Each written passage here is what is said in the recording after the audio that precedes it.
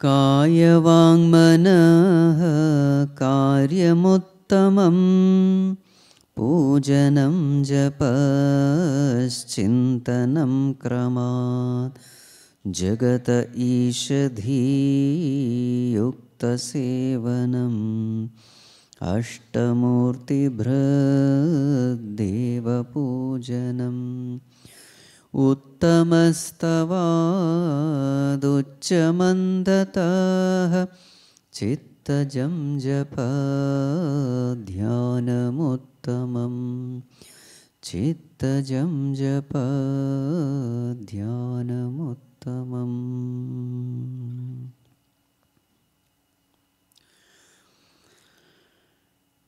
The law of this world is very simple. Whatever we choose in life, we get that. What are the choices available for us? We can choose the world or we can choose God. If we choose the world, we get the world. If we choose God, we get God. How do we choose the world? By desiring thoughts of the world, by desiring objects of the world.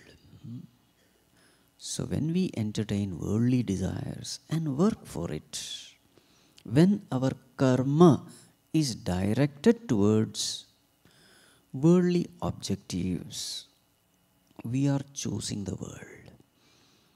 We are informing the cosmic forces that we want to come back to the world. That is the whole of this BMI chart. Entertain worldly desires. What is that worldly desires? We, vasanas. So what happens when I entertain worldly desires? I am telling the Creator, I want world. I want to indulge in the pleasures of the world. So Bhagavan says, Tathastu. How does he do Tathastu? Then BMI, PFT, OAT. To indulge in the world, you must have a proper instrument. So that is called as BMI, body, mind, intellect. To indulge in the world, these instruments must interact with the sense objects. So these sense objects are called OET, objects, emotions, thoughts. And such a person who identifies with the BMI and interacts with the OET, such a person is called PFT, perceiver, feeler, thinker, the ego self. So who is this person? He is none other than Om, the Paramatma, the Supreme Self. That Bhagavan himself has become the Jivatma. How did Bhagavan become the Jivatma? By entering the desires of by entertaining worldly desires. So, if we have to come out of the world, what should we do? The entry gate itself is the exit gate. The way you have entered, that itself is the way to exit. Now we are entertaining worldly thoughts. Stop it and start entertaining divine thoughts. How to do it? That is called a spiritual sadhana. So what are the sadhanas available? So Bhagavan says, Pujanam japaschintanam kramat. Kaya vangmanaha karyamuttamam. Pujanam japa chintanam kramat. Do this. Puja, japa, chintana. So puja is for the beginners. And as they attain more and more purity and concentration, as they evolve spiritually, they are able to do the higher sadhanas, japa and dhyana. So start with puja. So what has to be done in puja? Jagata ishadhi yukta sevanam ashtamurti bhrad deva pujanam. Jagata sevanam should be converted into deva pujanam. our duties, our responsibilities, whatever actions we are doing in this world, convert it as Deva Puja. How to do it? Ishvara arpitam na ichchaya kritam. Perform it as a worship of the Lord, as an offering unto the Lord. Keeping in mind that whatever I am, it is all because of the Lord. This life belongs to God. Abilities belong to God. Environment belongs to God. Inspiration belongs to God. So therefore, this action must belong to God with this clear understanding. So convert our actions into an expression of gratitude unto the Lord. Perform all actions in order to please the Lord. Ishvara arpitam. Bhagavan should be happy with us. In this way, when actions are performed, mind becomes purer and purer. And with such a pure mind, we are able to do the next higher sadhana. What is the next higher sadhana? Japa. So in japa, what are the different types of gradations? Uttamastavat uchchamandatah chittajam japa dhyanam uttamam. So first start with stotram chanting. So higher than stotram chanting is loud japa. Now please understand that doesn't mean that stotram chanting should be stopped. In stotram you have so many names of the Lord. These names can be used for contemplation. So Vishnu Sahasranama, Puja Gurudev has titled the book, commentary on Vishnu Sahasranama, as 1000 Pointers to the Transcendental. So therefore these names can be used for higher contemplation. That way stotram is beautiful if your goal is to meditate upon that Lord, because every name is indicating some aspect of the Lord which can be very useful in contemplation. But as far as the chanting is concerned, stick to one name. That is what is being pointed out. There should be one nama for japa, so that whenever I need a divine help, this name should come automatically. This name should enter into the subconscious mind. And this is possible only when I continuously repeat one name. Even in dream, that name should come. That way, this name, when constantly mananat trayate iti mantraha, that is the definition of mantra, that which protects you when you chant it regularly. So therefore, compared to stotram chanting, choose one name. Any name is fine. Choose one name and go on repeating it. So in the beginning, start doing loud japa, uccha japa, so that the mental noises can be reduced.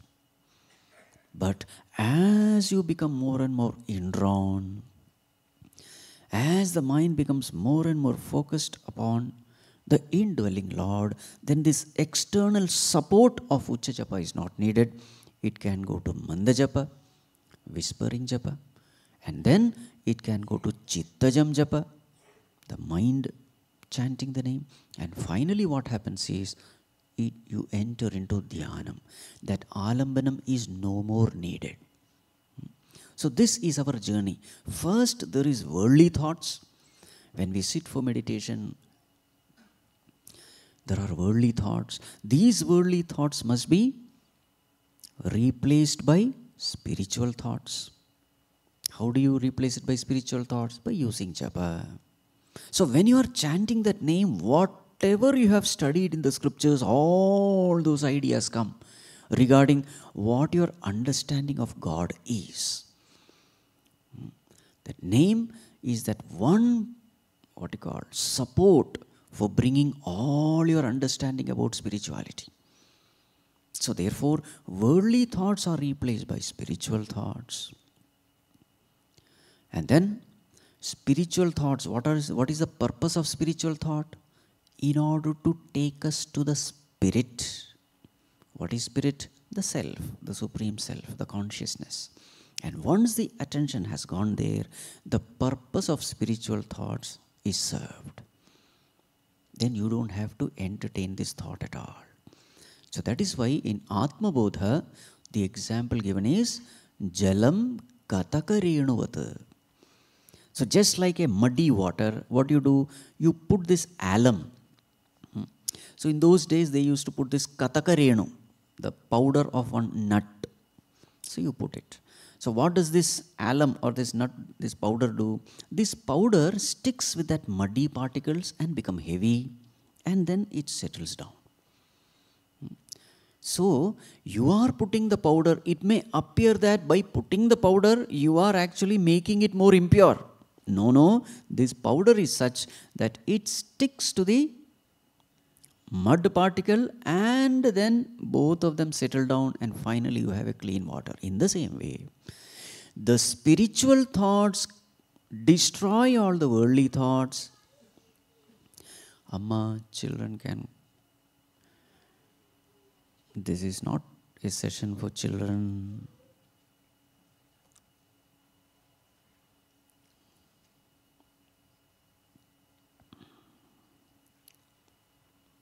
Yes. So, the spiritual thoughts, they destroy the worldly thoughts. And finally, what happens to spiritual thoughts? Once our attention has gone to the spirit, they die automatically. Right? So, this is the purpose of japa. So, chittajam japa dhyanam uttamam. So, this japa should take you towards dhyanam, towards meditation. So now the next two verses are regarding meditation. So let us chant verse number 7. Ajya dharaya srota sasamam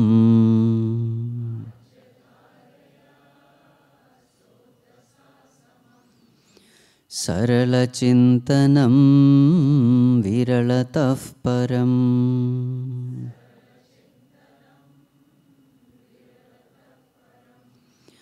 Ajya dharaya srota sasamam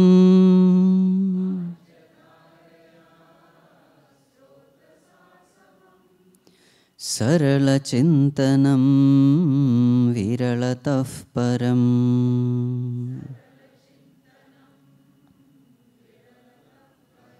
Yes. Now, this meditation, Bhagavan says, there are two types. One is Sarala Chintanam, the other is Virala Chintanam. Two types of meditation. So what are they? First one is Virala Chintanam. Virala Chintanam means interrupted meditation. Meditation with interruptions. And the next one is Sarala Chintanam. Meditation without interruption. So how should be this meditation without interruption? Bhagavan says, meditation without interruption, continuous meditation, spontaneous meditation, effortless meditation, that is called as Sarala Chintanam. This is superior to Virala Chintanam. So how should be this Sarala Chintanam? So two examples are given. Ajya dharaya. Dhara means that flow of ajyam. What is ajyam? Ghee, clarified butter. Not that solid one, but that melted one. So how it flows from that vessel when you pour? It need not be ghee, it can be oil also. So how that oil flows? You are not even able to make out whether that it is flowing or not. So steady it is. Uninterrupted, not like water flow. Like oil which is flowing, very steady, uniform, undisturbed, without any kind of interruption, without any kind of break. That should be the way the mind should meditate upon the self. That is called as Sarala Chintanam. Like the flow of ghee. Why is the example of ghee taken? This example is taken in order to bring sacredness to that meditation. Because you are meditating upon that truth, And that truth is the most sacred, most divine. So therefore such an example is taken. Taila dharaya is not said, ajya dharaya is said. Right? Ghee is considered to be very pure. And also, ghee is also considered to be imperishable. Milk is perishable.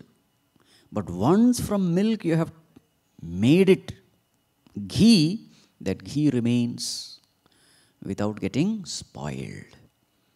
So because of that, this example is taken. Ajya dharaya. Another example is also given. Srotasa samam, like the flow of a river.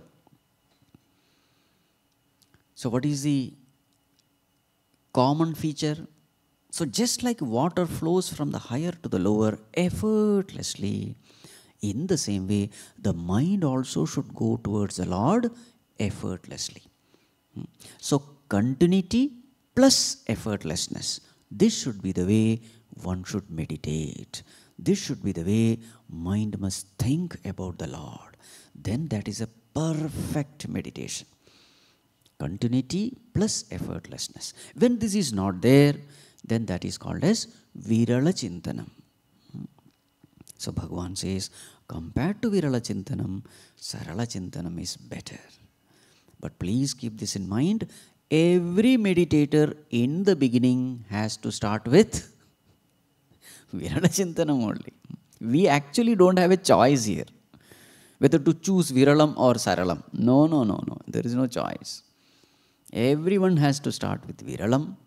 And slowly, our meditation matures to Sarala Chintanam.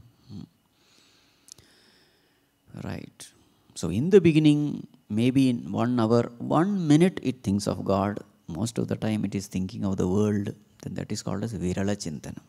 Once in a while thinking of God. By mistake. Okay. And when we are in the world, when the mind is thinking of the world, we are not even aware that we are thinking of the world. That is called as Virala Chintanam. Okay. So, in meditation also it is like learning how to walk. So have you seen how that baby learns to walk? The baby is lying down on the back. That's all. So there is no question of fall because lying down. So that is the time when mother doesn't care about the child only, because the fellow will be there, cannot move. But then slowly he does lot of experiment, and then it learns to flip. So lying down on the chest. And that child celebrates that freedom, doing it again and again. And slowly, the child learns to lift itself with the hand. That's another great achievement. Then the child learns to sit. That's another great landmark. In the process, the fellow falls, and there is pain. And the child learns a big lesson. What is that? Higher you go, greater the pain.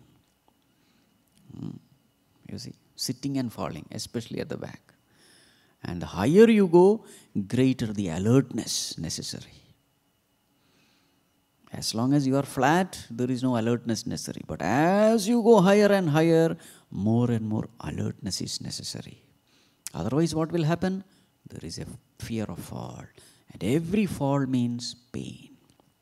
So there are so many lessons the child learns en route. Then sitting is over. Then the fellow starts crawling on the floor. Now comes freedom of movement. Slowly he stands up. Standing up also is a great landmark. Then he slowly walks. You see, there are so many stages before the child is able to walk. In the same way, in this meditation also there are so many stages. As you start doing this meditation, slowly, so many secrets of the inner world becomes revealed. In stages. It doesn't happen all of a sudden. Exactly like when you are in the bright sun and when you enter into a dark room, what do you see? You don't see anything. But slowly that eye starts adjusting towards the inner darkness. And then slowly things inside that dark room becomes clear. In the same way, as you are going within, in the beginning nothing is clear, but slowly, slowly you learn so many lessons. First of all, you come to know that there is something called mind. Thoughts is a great revelation. Many people are not even aware of that. There are thoughts inside. And then, so number one, there is a mind. Number two, it is a dirty mind. You come to know. A lot of terrible emotions are there, terrible thoughts. And number three, you come to know, I have no control over this mind. These are the very important three lessons you learn in the beginning. There is a mind, it's a dirty mind, and I have no control over this mind. So from there onwards, the journey starts. Looking within. How to control this mind? How to reform this mind? How to tame this mind? Because this mind is the source of all my problems. Because everything starts from thoughts. Beware of your thoughts because they become your words. Beware of your words because they become your actions. Beware of your actions because they become your habits. Beware of your habits because they become your character. Beware of your character because they determine your destiny. So everything starts from where? From thoughts. So therefore, now you come to know that, my God, these thoughts are all terrible. I have to do something. So that's when the spiritual journey begins. So, in the beginning, it is always Virala Chintanam. But you should not stop. You should not say that, let me begin with Sarala Chintanam. It doesn't happen. Many times, just like the child, many times the child has to fall before it comfortably learns to walk. In the same way, very many obstructions we come to know only when we go through it. Sleep is there, wandering of the mind is there. So regular, sincere, dedicated practice is necessary if we have to succeed in meditation. Now, a question may come, why is it that the mind is wandering? So here Virala Chintanam, at least he is doing some Chintanam. So here we are not talking of sleep. So we assume that the fellow is gone out of sleep. So Virala Chintanam means what?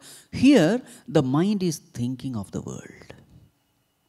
I want the mind to think of God, but the mind is not available. It is thinking of the world. This is one problem which all the beginners of meditation will face. So why is mind thinking of the world? Mind is thinking of the world because it is attached to the world. So if the meditation has to be very smooth, there are two things which we will have to cultivate. What is that? The ability to detach from the world, number one. And number two, ability to attach to God or the self. To the extent this detach-attach ability we develop, to that extent meditation will be very smooth. Detach from the world, attach to God. So what are the things which will help us detach from the world? So this is where we have to develop this great virtue called virtue of dispassion, virtue of vairagya. A healthy detachment from things, beings and situations of the world. A healthy detachment, it is necessary. Right. So how to develop this detachment? By paying attention to the realities of the world. The world is designed to be imperfect. The world is designed to give you pain and suffering. It is not a pessimistic vision, it is a realistic vision. The world is designed that way. The infinite Lord, out of His infinite compassion, has made the world dukkhalayam. Dukkhalayam means what? Alayam means an abode. Vidyalayam means what? Abode of Vidya. Bhojanalayam means what? Abode of food. Hotel is called Bhojanalayam. Aushadhalayam means what? Medical store is called Aushadhalayam. So this world, Bhagavan defines it as Dukkhalayam. An abode of sorrow. Sorry, Swamiji, I don't agree with you.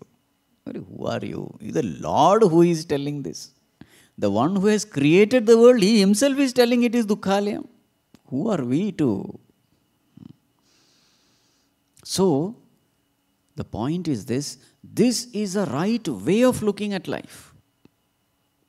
This is very helpful because then the mind will not get stuck in the world. That's very important. A person who thinks that world is a source of happiness, such a person will never be able to withdraw the mind from the world.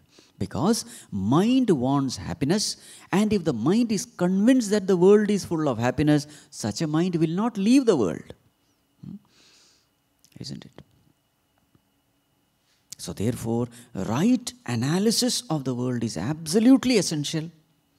Right understanding of the world is absolutely essential if we have to successfully meditate. So what is the right understanding of the world? So in Bhaja Govindam we have all these verses which beautifully describes the nature of the world. The nature of the world means limitations of the world. What are the different limitations of this world? So number one, limitations of worldly knowledge. Bhaja Govindam, Bhaja Govindam, Govindam Bhaja Mudhamate, Samprapte Sannihite Kale, Nahi Nahi Rakshati Dukran Karane. Samprapte Sannihite Kale. When that appointed time comes, what is that appointed time for all of us? Death. Sannihite kale samprapte nahi nahi rakshati dukran karane. You are dukran karane. So this old man was by hearting a grammar rule. Dukran equal to karane. Dukran equal to karane. Just like A for apple, B for ball. That way. Bhagavan Shankaracharya became mad. Here is a man who is going to die and he is by hearting grammar rules. So here, Dukran Karane doesn't just mean grammar rule, it means worldly knowledge. All our worldly knowledge, it is not going to help us at the time of death. Only the spiritual knowledge is going to help. So this is a limitation of worldly knowledge, number one. Number two, limitation of worldly wealth. What is that verse? Mudhajahi dhanagama trishnam kuru sadbuddhim manasi vitrishnam yallabhase nijakarmopatam vittam tena vinodaya chittam. Yes, mudha, fool. Jahihi, give up. Dhana agama trishnam, this craving for wealth to such an extent that you have no time for anything else other than earning wealth. Fool, give it up. Guru sadbuddhim, develop right understanding. What is the right understanding? Worldly wealth, no doubt it is useful to fulfill all our material needs, but that itself cannot be the goal of life. Understand the limitation of this. Guru Sadbuddhim. And actually what we really need in life, wealth cannot give us. Peace of mind, it cannot give us. It can give us comforts, but not peace. It cannot give us health. It can give us food, medicines, etc. So in this way, analyze. And those people who are rich, putradapi dhanabhajam bhitihi. The rich people, they feel so insecure in this world. He is scared of his own son. Son is waiting when father will die and I will get all my wealth. See, Shankaracharya wrote it thousands of years back. Is it true today also? So therefore, this is called as limitation of worldly wealth.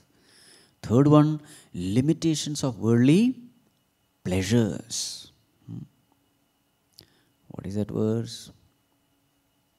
Sukhata kriyate rama bhogah paschat hanta sharire rogah yadyapi loke maranam sharanam tadapi na munchati papacharanam. So this is called as limitation of worldly pleasures. All these pleasures, they have a beginning and an end. Adyantavantak kaunteya nateshu ramate buddha. All these pleasures are such that they drain away all the vitalities of the body. They make us addict to all these pleasures. They destroy our everything. Right? So this way we have to understand the limitations of worldly pleasure. So worldly, first one, worldly knowledge. Second one, worldly wealth. Third one, worldly pleasure. Fourth one, worldly existence. What is the kind of existence we have in this world? Nalini dalagata jalamati taralam tattvajjivitamati shayachapalam vidhi vyadhyabhimanagrastham lokam shokahatam cha samastam. The life in this world is as uncertain and fickle like the water droplet playing upon the lotus petal. When a person is going to go, nobody knows. This is the limitation of worldly existence. Now please understand, as we are discussing the limitations of the world, we should also meditate upon the perfection of our spiritual existence. Worldly existence is uncertain, impermanent, but spiritual existence is perfect. That is the purpose of defining, describing this terrible world. Worldly wealth has got limitation, but divine wealth, it is an asset. Worldly knowledge is imperfect, spiritual knowledge is perfect. Worldly pleasure is imperfect, spiritual joy is high. So, always we should take these two together. So, worldly existence. Then, worldly love. Limitations of worldly love. Yavat vitto parjana saktah tavan nija parivaro raktah paschat jivati jarjara dehe vartam kopina prachati gehe. What is the nature of worldly love? It is conditional love. As long as I am able to contribute, as long as I am an earning member in the family, others love me, respect me, revere me, etc. But the moment I don't have, I lose all my wealth, nobody cares for you. This is the nature of worldly love. Love because of. Because you have something to contribute, we love you. Just like we treat curry leaves, the world will treat us. You know what curry leaves we do? Once the essence is gone, throw it out. Or like the tea powder. You take the essence, throw it out. All the flowers, beautiful garland, adoring the Lord. After 2 days, once it becomes dry, you will find it in the dustbin. This is the nature of the world. Understand, this is how the world is. What about Bhagavan's love for us? It is not love because of, it is love in spite of. In spite of all our perfection, His love for us is infinite. His love for us is unconditional. Always there. Right? So this is the limitation of worldly love. Then limitation of worldly relationship. Yavat pavano nivasati dehe tavat pruchhati kushalam gehe gatavati vayo deha paye bharya bibhyati tasmin kaya. As long as you are alive, now this verse is a very strong verse. As long as you are alive, yes, everybody will take care of you. But the moment you are dead, everybody will be scared of your dead body.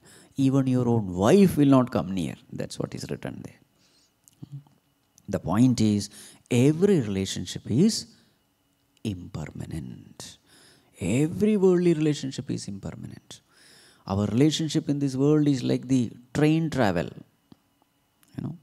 As long as we are together, fine, we'll be chatting, laughing, joking, spending time.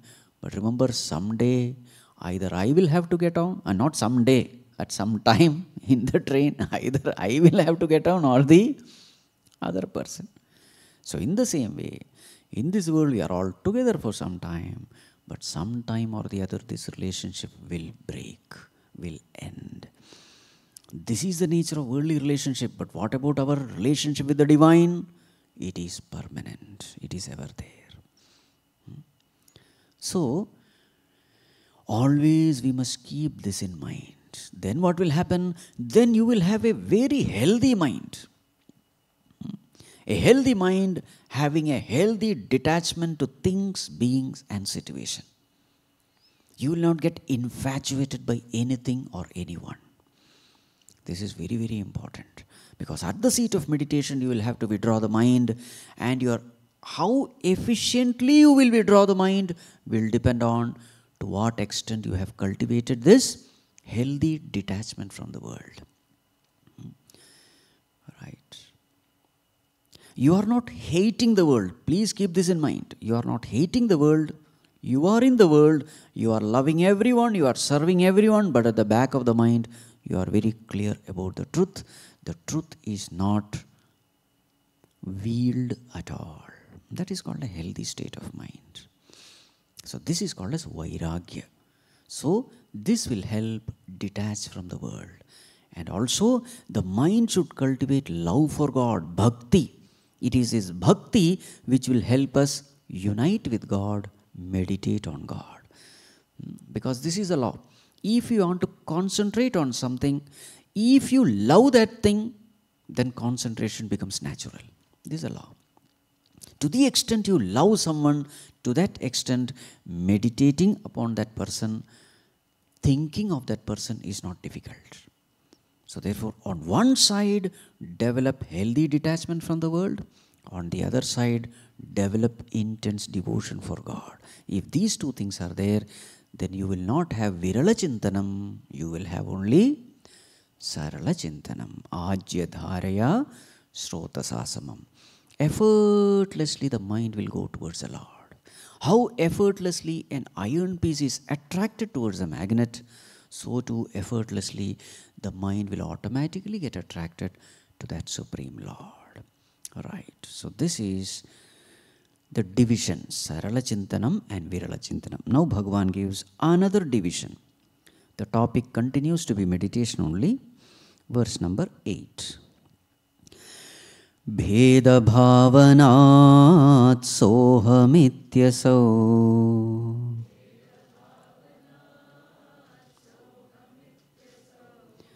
bhavanabhida pavanimata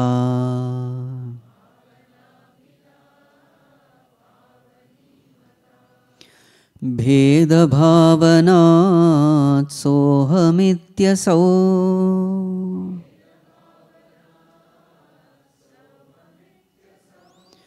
Bhavanabhida pavanimata.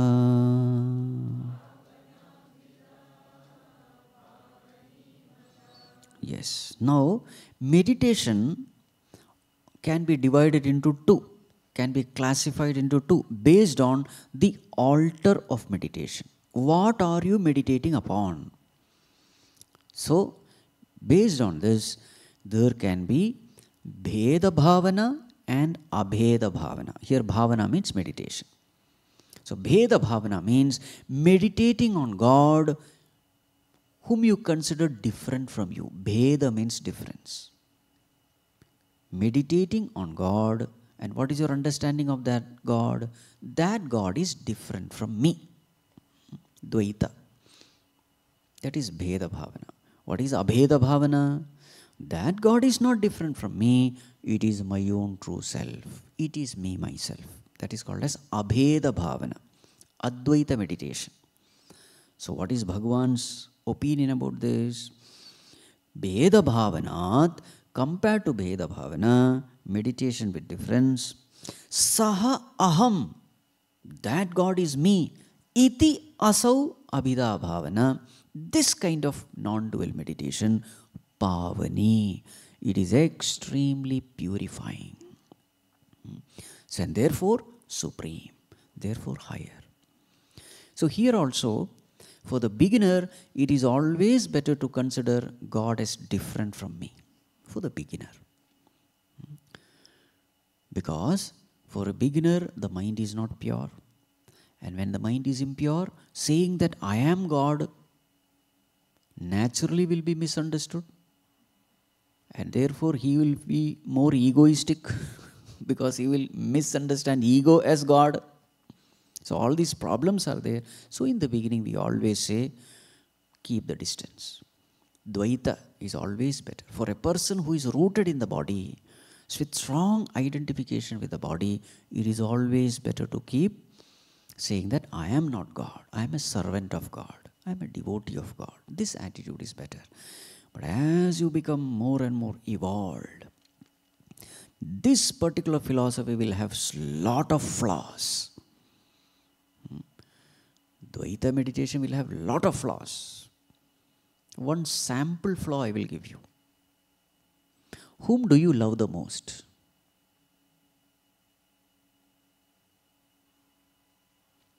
Whom do you love the most?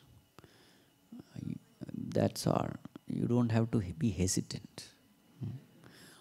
Upanishad itself is saying is, Atmanastu kamaya sarvam priyam bhavati.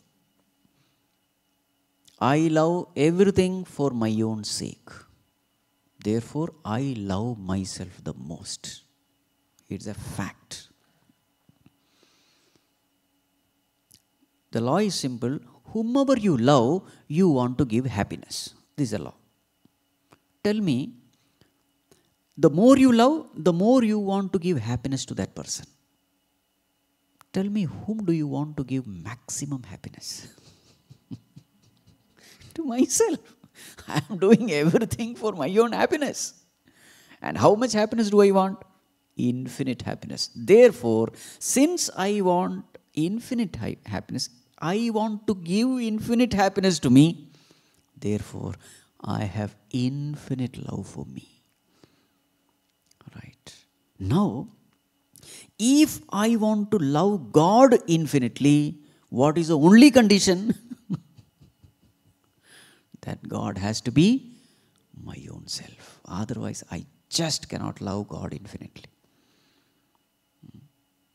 See? Right.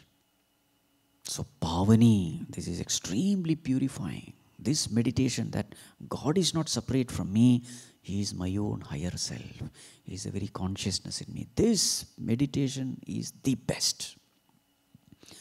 Lot of problems are solved. Many times people say, "Ayyo, we are so unfortunate. When Rama was born, I was not there. When Krishna was born, I was so unfortunate. I could not see him. I was never with Rama or Krishna or any of these avatars. I am born in such a place, such a time when nobody is there. 10 avatars are there and not a single one. None of the characters in the Puranas are there. So all these problems come because of what? Because of this wrong understanding that Rama and that Krishna is somebody else other than my own self. You see? All these wrong notions have come because of that. How is Bhagavan defining himself in Bhagavad Gita? Aham Atma Gudakesha Sarva Bhutashaya Sthitah. I am the Atma in everyone. This is how Krishna is defining himself. Kshetrajnam chapi mam vidhi sarva kshetreshu bharata.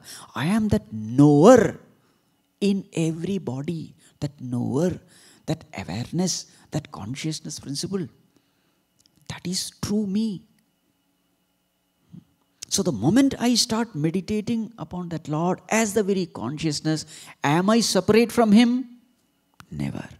Can I ever miss Him? Never. I am ever with Him. So right now here we experience the presence of God when we practice Abheda Bhavana. You see, that is called as Pavani. Most purifying. All doubts are cleared when you meditate in this way. Otherwise it will only create problems. Moreover, there is another reason why it is called Pavani. The consciousness in me is God. So therefore, the moment some negative thought arises in my mind, I know that God has known. Yes or no?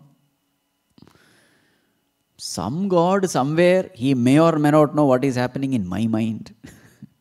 But if I define God as the very awareness in me, the very moment the negative thought has arisen and I have become aware, and my definition of God is this awareness is God. So what does it mean?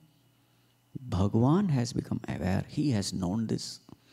So therefore, Karturajnaya Prapyate Phalam. There is somebody who is knowing all this. So I'll be very scared even to entertain a negative thought. You see? I cannot cheat God. I can cheat the police. I can cheat all these kinds of external law enforcing authorities. I can cheat them. But there is somebody in me whom I cannot cheat, who is knowing everything, who is the witness of every thought of mine. Prati bodha viditam matam amritatvam hi vindate. Every thought of mine is known by some higher entity. The moment I become aware of that, what will I do? I immediately get rid of that thought. Isn't it? In this way also it is Pavani.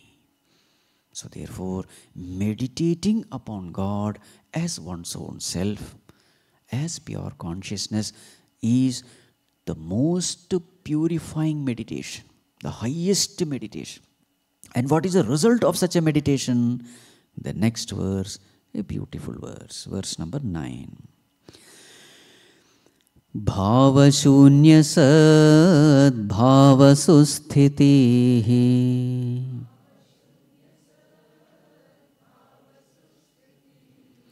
bhavana balad bhaktiruttama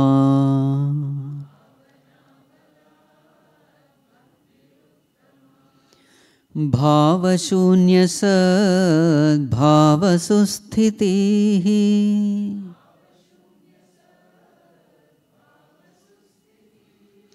Bhavana balad bhaktiruttama.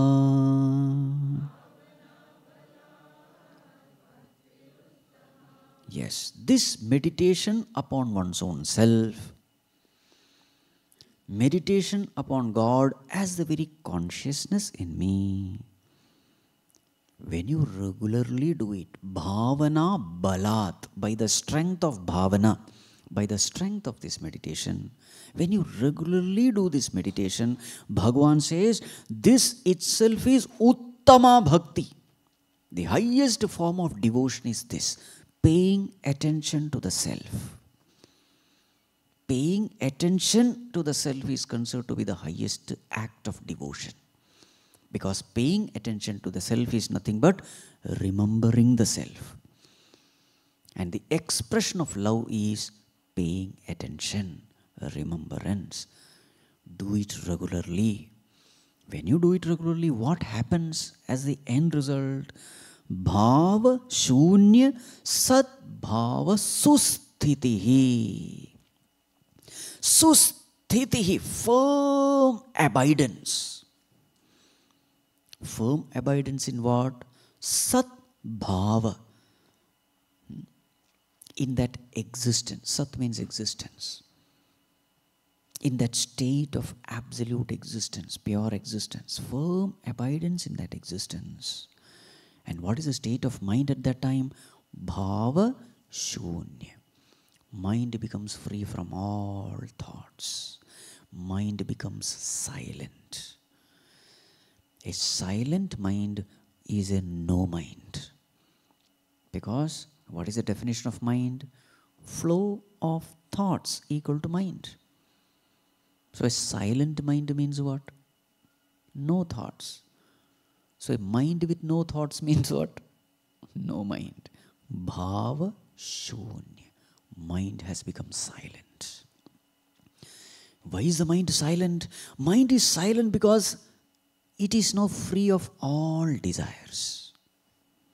Why is the mind free of all desires? Mind is free of all desires because purpose of all desires is only happiness. That happiness it receives from the self. The nature of the self is Ananda Swarupa, bliss. And once the mind experiences that infinite bliss, when the mind experiences absolute security, see, there are two things which make the mind disturbed. Number one, absence of happiness. Number two, absence of security. Mind is constantly thinking of these two. I want to be secure, I want to be happy. So chattering of the mind is nothing but expressing these two desires. Desire for happiness and desire for security. Now when the mind turns to the self, it experiences the self as absolutely existent, which can never become non-existent. So then the fear of insecurity has gone. The second, the self is infinitely blissful. So the fear of losing happiness is also gone. Now what happens to the mind? Mind has nothing to do. Mind becomes silent. A content mind is a silent mind. A desireless mind is a silent mind. A cheerful, happy mind is a silent mind.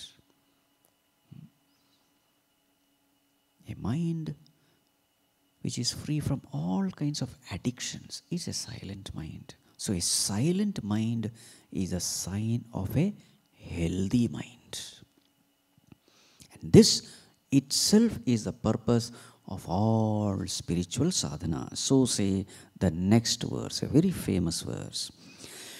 Hridstale manah swasthata kriya.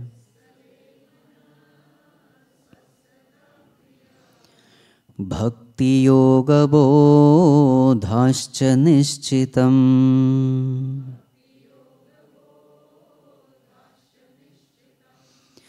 Hridstale manah swasthata kriya.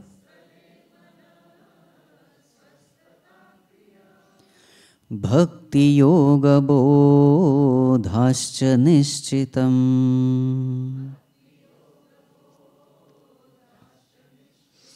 The purpose of all yogas, whether it is Kriya Yoga means Karma Yoga, Bhakti Yoga, or Bodha Yoga, Bodha means Jnana, or Ashtanga Yoga, whatever be the path, Karma Yoga, Jnana Yoga, Bhakti Yoga, Ashtanga Yoga, Kundalini Yoga, Hatha Yoga, whatever yoga you may say, the purpose is only one. What is that purpose? Hridstale manah swasthata. Mind resting in the heart space. Heart space means the very core of one's being, the center of one's being. Mind resting in the self. This is the purpose of all yogas. Language can be different. In the language of devotion, you will say, attaining the lotus feet of the Lord. Language is different. In the language of knowledge, we will say abidance in the self. Abiding in one's own being. These are all the different language. Being in the here and now. Being in the present. They're all different language, but it's the same thing.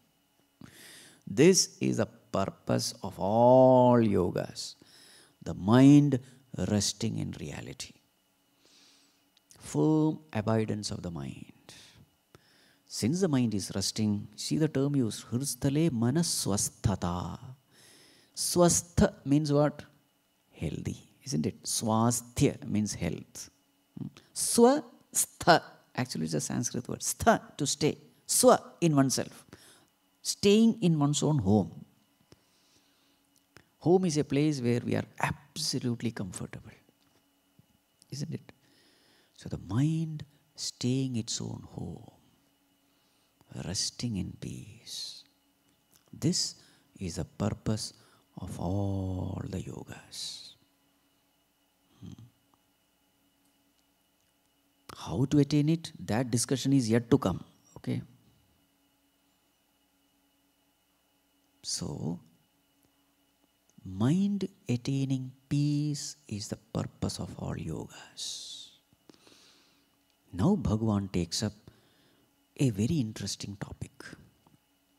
Bhagavan, if peace of mind is the ultimate goal, there are so many ways in which this peace can be attained. So many ways. Tamasic ways are there, rajasic ways are there. What is a tamasic way? To peg and lie down. Ristale manasvasthata. So therefore, such shortcuts Bhagavan wants us. So now the topic taken up is pranayama. Because it is true, it is found that when we do pranayama, mind becomes quiet. So Bhagavan, if bhava shunya sadbhava susthiti is the goal, bhava shunya is the goal, a state where there is no thought in the mind, peaceful mind, Bhagavan, there are so many ways. Like for example, pranayama. What is the need of doing this puja, japa, chintana, so much of, why are you catching your nose like this? Straight catch, do pranayama, mind is quiet. So then Bhagavan is taking up this topic, because many times what happens is when you do pranayama, mind is quiet, and you misunderstand, wrongly conclude that if little bit of pranayama has given little bit of peace, so let me devote my life to only pranayama in order to gain infinite peace. Many yogis have fallen into such traps. So therefore, Bhagavan takes up that topic and points out the defects in such shortcut paths. So let us chant verse number 11. Vayurodhanat liyate manaha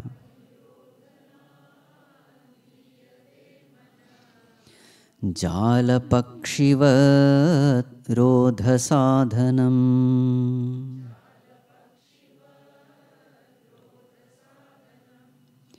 Vayurodhanat liyate manaha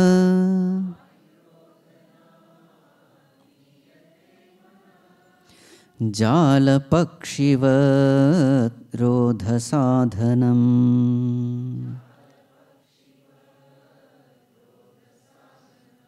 Vayurodhanat manaha liyate. Yes, you are right. Vayurodhanat.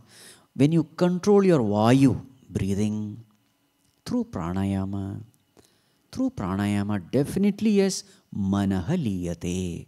Mind becomes silent. Mind becomes quiet. But what is the problem with this technique? Jalapakshivat virodha sadhanam. It is no doubt a means to quieten the mind, but it is like jalapakshivat. Jala means net. Pakshi means bird. That technique will be like bird caught up in the net. This is the example given. So here, net represents pranayama, bird represents mind. So what happens? The bird by itself is a restless being. A small bird. It keeps on fluttering, going here, there, can't sit quietly. And you put it inside a net. And now the bird is motionless, not able to move. So in the same way, when you do pranayama, this mind also, like that bird, is helpless. But is it a permanent solution? Pranayama is useful, very useful, no doubt.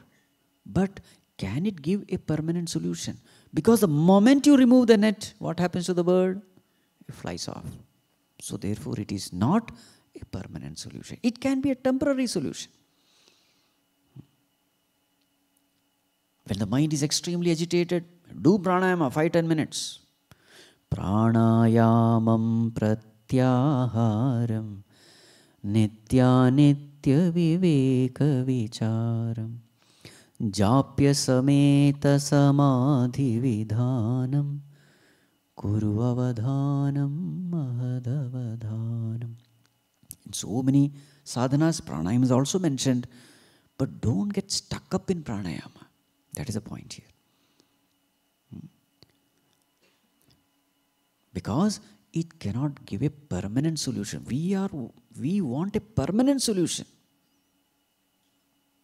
As long as pranayama is done, mind is quiet. When you stop doing pranayama, mind is disturbed. What is the use? Because throughout your life, you can't sit and do pranayama. I want a permanent solution. Right. See, pranayama by itself is a wonderful sadhana. Those who do it, they know it. It's an excellent sadhana. It helps in quietening the mind. Then after that, you do higher sadhanas. Yes, as a stepping stone, it is very good. And moreover, pranayama can give amazing health benefits. Because health and prana, they are related.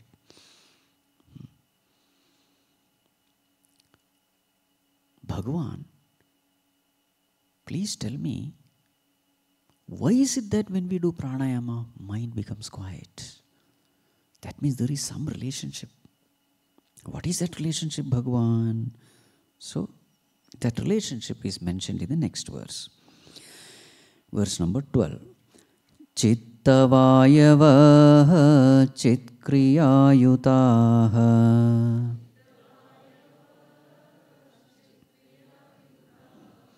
Shakhayordvayi Shakti Mulaka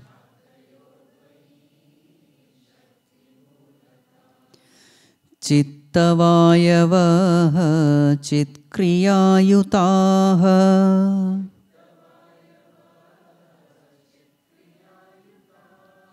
Shakhayordvayi Shakti Mulaka.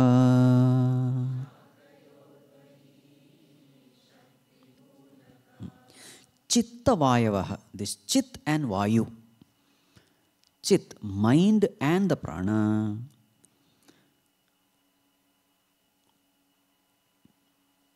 Chit Kriya Yutaha, they are endowed with a power. So what is the power of mind? Ichha Shakti and Jnana Shakti. The power to desire and the power to know. These are the two powers of the mind. What is the power of prana?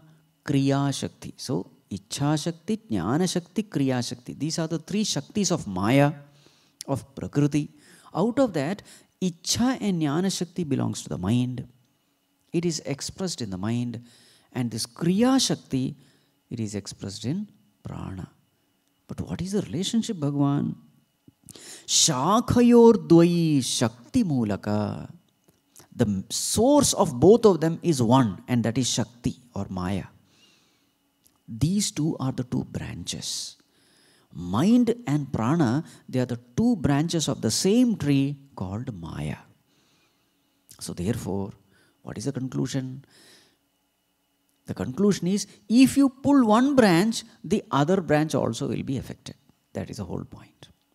Sometimes a mango is hanging. You are not able to reach that mango, but the nearby branch is there, which you can reach. So what do? You pull the lower one, and then you pluck the mango, isn't it? In the same way, mind is subtler entity, prana is grosser, so we control the gross in order to conquer the subtle. It's a very effective technique. Many times, mind, you don't know what is happening in the mind. It is extremely disturbed. And you are not able to look within. It is extrovert. It is wandering. In such moments, what to do? Directly you can't control the mind. So then, the best thing would be sit and do some pranayama for 5-10 minutes. Mind helplessly becomes quiet. Jala pakshivat. Once the mind has become quiet, then apply all the other. Pratyaharam, nitya viveka vicharam, all those things. But in the beginning, this is very, very useful. So this is the relationship. They are the two branches of the same tree, the tree of Maya. That is why when pranayama is done, mind becomes conquered. But what is the problem? Verse number 13. What is the problem with pranayama? It gives only impermanent result. Verse number 13. Laya vinashane ubhayarodhane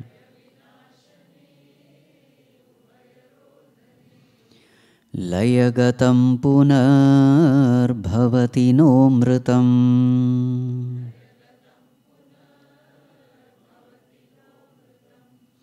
Laya vinashane ubhayarodhane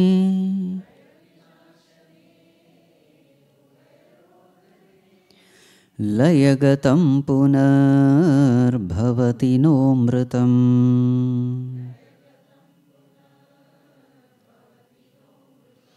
Yes, there are two ways of silencing the mind. What are they? Laya and vinasha. Laya means absorption of the mind. Vinasha means destruction of the mind. Both are quietening the mind only. Laya is attained through pranayama.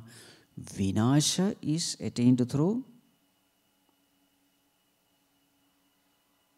right thinking, through spiritual sadhana. That will come next anyway.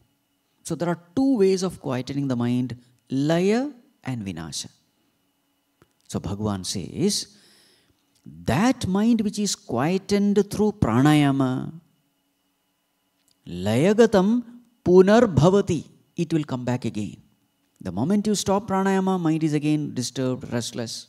But bhavati nau mritam. But if you destroy the mind, that mind will never come back. A sleeping person will be awake again, but a dead person cannot come back again. What spiritual sadhana does is, it kills the mind. Explanation will be given later.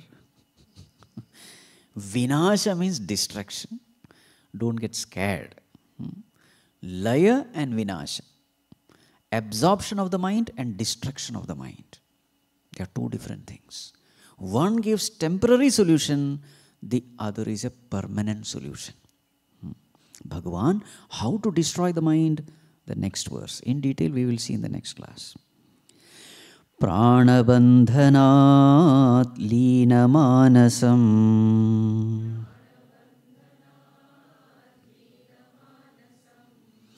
ekachintanat nashametyadaha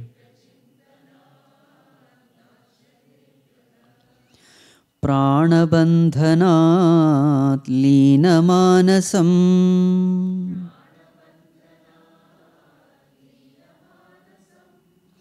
ekachintanat nashametyadaha.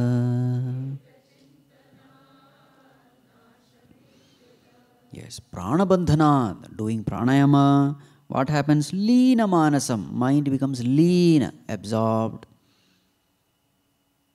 But ekachintanat, by thinking about that one, meditating about that one, what happens to the mind? Nashameti, the mind is destroyed. So therefore the importance of this spiritual sadhana is highlighted here. No other sadhana can do this. So therefore, spiritual sadhana is unavoidable. Bhagavan, what is that ekachintanam? And what actually is this destruction of mind? Because I am scared. If the mind is gone, everything is gone. Then I will act like a zombie then. No. Destruction, what actually it means, we have to see. And what that ekachintanam is. So that is the topic of the next verses. Actually, the real topic of Upadesa Sara is going to begin. Till now, it is only a preparation. Okay, that we will see tomorrow. चंचल मन नित राम जपा कर।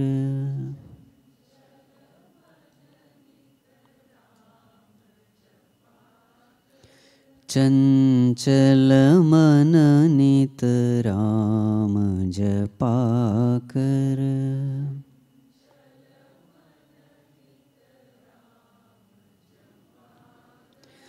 पल पल छिन छिन घड़ी घड़ी निस दिन।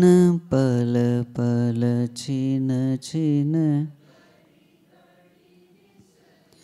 राम जपा कर। राम जपा कर। राम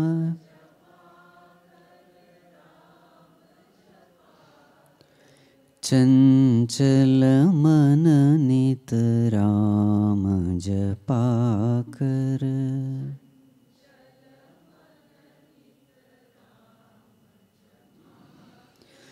प्रात समय की शुभ वेला में।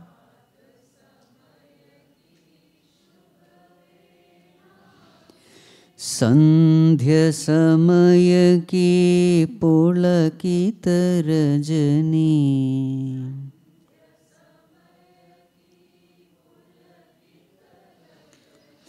रोम रोम से निकले तेरे।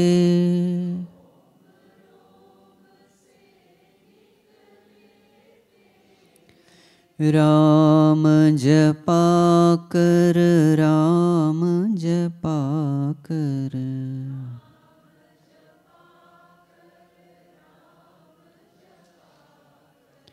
चंचल मन नित राम जपा कर।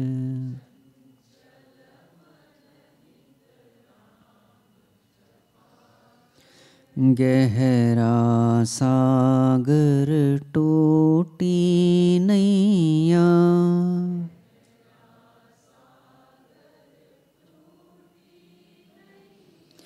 जीवन तरणी राम खेवैया।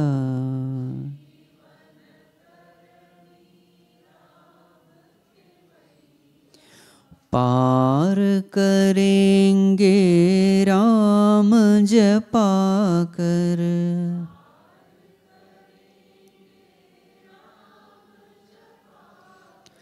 राम जपा कर।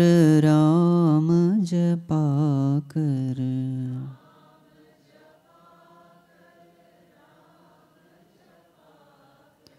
चंचल मन नित राम जपा कर।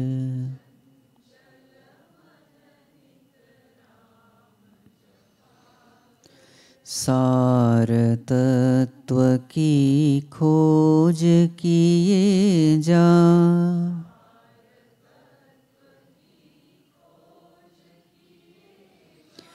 प्रेम सरस रस रोज पिए जा।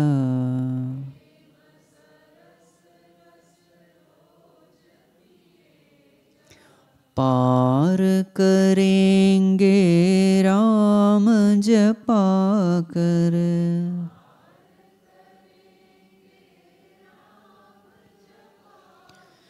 राम जपा कर।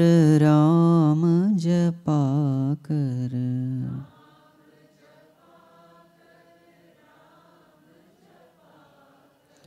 चंचल मन नित राम जपा कर।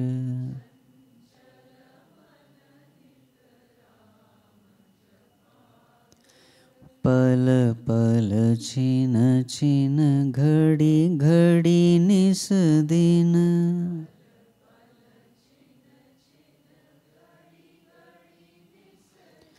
राम जपा कर।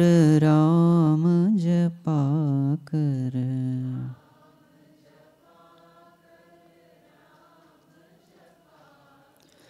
चंचल मन नित राम जपा कर।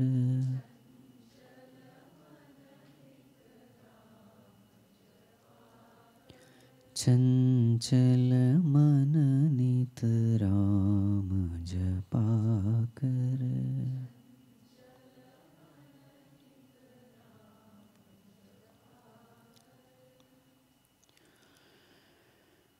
ॐ सर्वे भवन्तु सुखिनः, सर्वे सन्तु निरामयाः, सर्वे भद्राणि पश्यन्तु, मा कश्चित् दुःखभाग् भवेत्।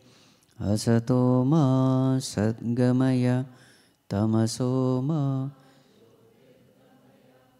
मृत्योर्मा अमृतं गमय। ॐ पूर्णमदः पूर्णमिदं पूर्णात् पूर्णमुदच्यते, पूर्णस्य पूर्णमादाय पूर्णमेवावशिष्यते। ॐ शान्तिः शान्तिः शान्तिः। हरिः ॐ श्रीगुरुभ्यो नमः। हरिः ॐ।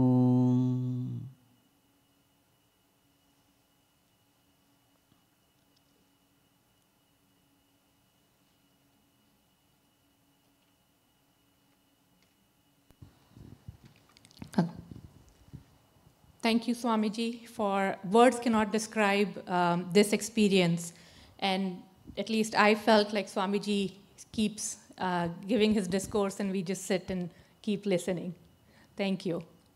I wanted to give an update on our tree planting project in Bharat. Thank you, everybody, for your consistent attendance over the past 3 days. Our number is now up to 230. So we sincerely hope that you continue joining us for this amazing discourse. And please bring your family and friends too. We hope that if we could reach numbers like 1,000, that would be just amazing. So please continue attending and bring others so they can also benefit from a satsang like this. Just a few housekeeping things. I know if any of you have any questions or questions come up, please do text Visalaji at 724-612-4866, and Swamiji will answer all of those questions after the satsang on Saturday. Friday, after the satsang on Friday. We still have a lot of sponsorship opportunities available, sponsorships for the Arati, to be a sponsor for the entire Jnana Yajna, or also to offer bhiksha to Swamiji. That information is available on our website at chinmaymissionpittsburgh.org. So if you are interested, please do go to the website and you'll get more information. It's also available in the kiosk right outside, as well as in the cafeteria. So please, if you're interested, do check it out.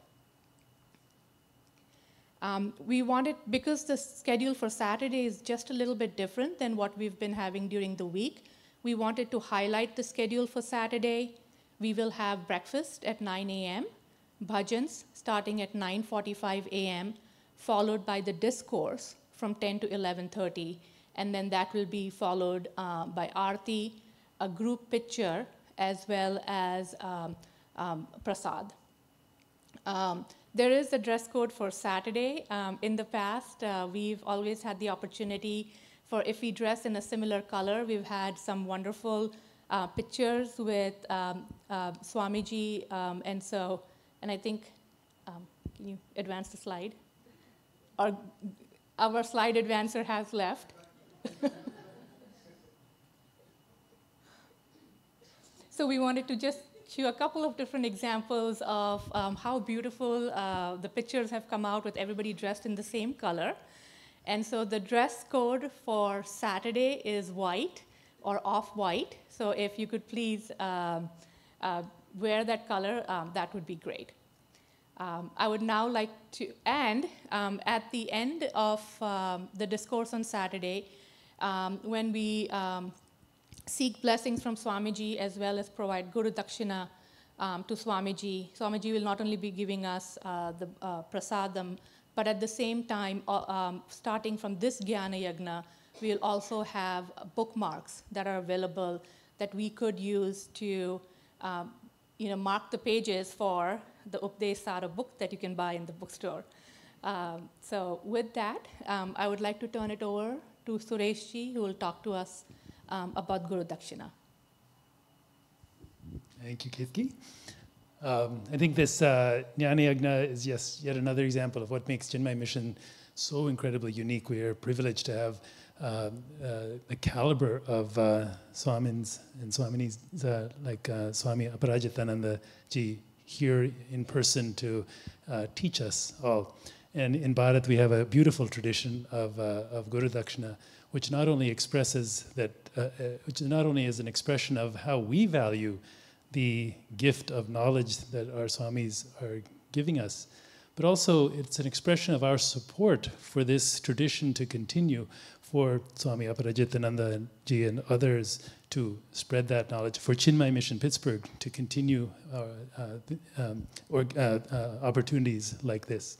So I'd like to invite everyone to think about contributing Guru Dakshina. You can do it from today onwards, but we'll do it formally on Saturday as an offering to Swamiji himself in person. If you can't be here in person on that day, you're welcome to give it beforehand. I know everyone will come because, as Swamiji said, the essence of the talk is actually starting tomorrow.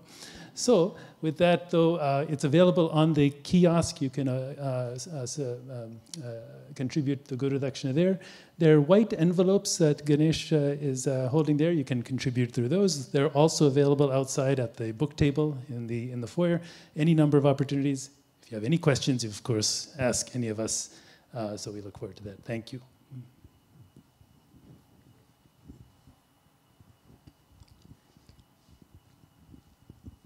We would like to invite the Chinmaya Mission Pittsburgh board, who is our Annadanam sponsors for today, as well as our event Annadanam sponsors, Nilima ji, Geeta ji, Usha ji and Jagdish ji, as well as Sheila ji and Ganesh ji, as well as Anjani ji for the Aarti, please.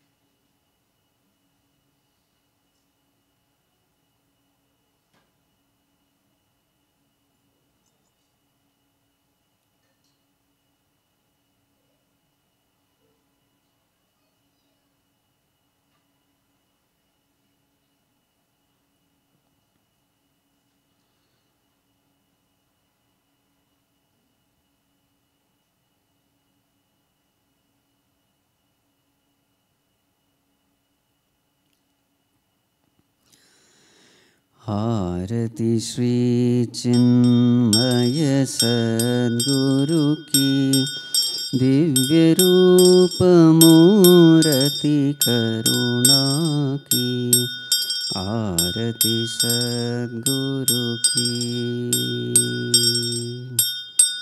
चरणों में उनके शांति समाये शरणागत की भ्रांति मिटाए पाप ताप संताप हरण की आरती श्री चिन्मय सद्गुरु की आरती